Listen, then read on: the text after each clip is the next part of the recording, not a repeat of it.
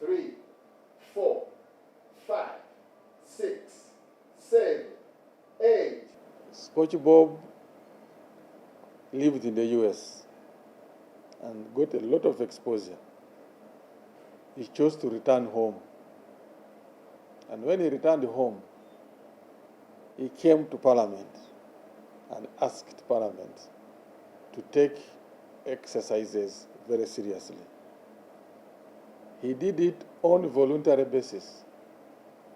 He came and said, guys, I've been in the US and lifestyle diseases are ravaging those people. In Africa, we are very gifted with good weather and with organic food. All we need to do is to add to exercises to ensure that we minimize on the costs of death, 2, on the cost of treatment. And the Parliament said, look here, this is a novel idea. No one had seen it that way. For a year or 2, he dedicated himself to be here. And he struck a friendship with my late boss, friend and brother, Jacob Olanya, who himself was very interested in this.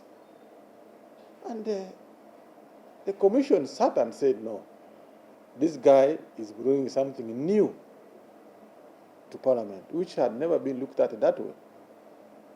And the commission decided to hire Coach Bob on full-time basis here. Why?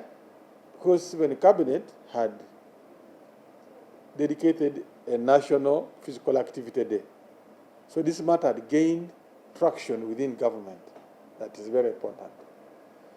Because of that, cabinet also took seriously the issue of preventive health. A cabinet came up and advised the nation on physical activity, nutrition. We have enough organic foods, wellness, personal health management. All these issues came. But it had found out that Bob had already tackled the Parliament, and Parliament had already bought in. So what Coach Bob does in the Parliament now is to ensure that Parliament takes the lead in popularizing the physical activities, the personal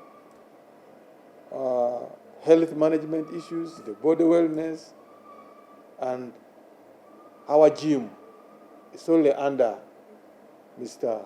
Sebugwao. We went beyond that.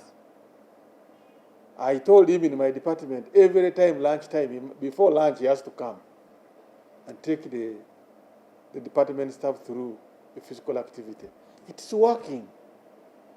You know, with all these kind of complex issues causing stress and what, when Coach Bob comes, 5-10 minutes, people feel rejuvenated. We went ahead to say, even the committees, that's why you see when people who visit the committees, they find Coach Bob there. That's the background. Whether you're a prime minister, whether you're a permanent secretary, whether you're a chief accountant, whether you're what, whether you're in prisons, whether you're a military man, when you come to Parliament, Coach Bob will be present to take 5-10 minutes of yours to take you through physical activity. Not so rigorous, not so, but very helpful to your body. That's why people see him when the committee is about to sit. The first chairman is Coach Bob. So you may be wondering why. That is the background to it. It is part of preventive health management. We are spending a lot in hospitals. You can see the proliferation of pharmacies in Uganda. It's an indication that there are illnesses in society. But Coach Bob and the like, the intervention, let's have the pharmacies, but let's reduce disease incidence. Prevention is better than cure. So that's why you see Coach Bob always. And his dress code It's different from those who appear in committees.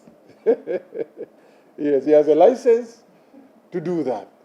And I can tell you what, Coach Bob is on the parliament. He has been in Chankwanzi. Whenever there are cabinet meetings, he's there. Now, parliament is paying someone to do a job for government, entire government. Minister of Public Service, he's there. And we are happy as parliament that we saw this early. And then we are happy to Coach Bob that he left the US, picked some things there, and said, I can contribute to my country this way.